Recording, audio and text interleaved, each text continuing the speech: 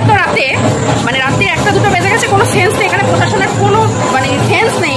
এখানে যে ফ্ল্যাটের পাশে পুকুর আছে, মানে মাঝরাতে এসেও লোকে মানে ঠাকুর ফেলছে, এমনভাবে রকেট হচ্ছে যে আমাদের মানে জানলা দিয়ে এক্ষুনি বেরিয়ে ঢুকে যাবে, সেরকম আমরা মানে রীতিমতো আতঙ্কে নিয়ে আছি। মানে এখানকার পরিবেশটা আপনারা দেখুন শুধু, যেখানে পুলিশ প্রশাসন মানে কি চুরি পড়ে থাকে মনে হয়। আমাদের এখানকার পরিবেশ এই যে এখানে জানলার কাছে রকেট ছাড়ছে, এখানে প্রশাসন কেউ কিচ্ছু শোনার নেই।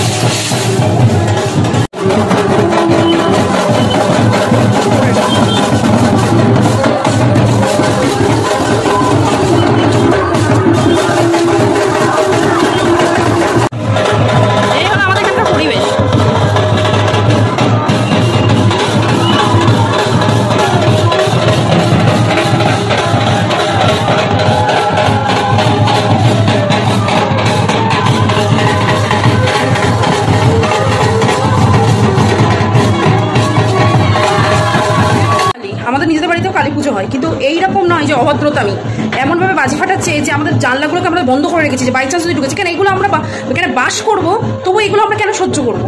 হ্যাঁ, মানুষের কালী পুজোর আনন্দ আছে, ভাসান আছে, সেটা একটা লিমিটেড টাইম পর্যন্ত।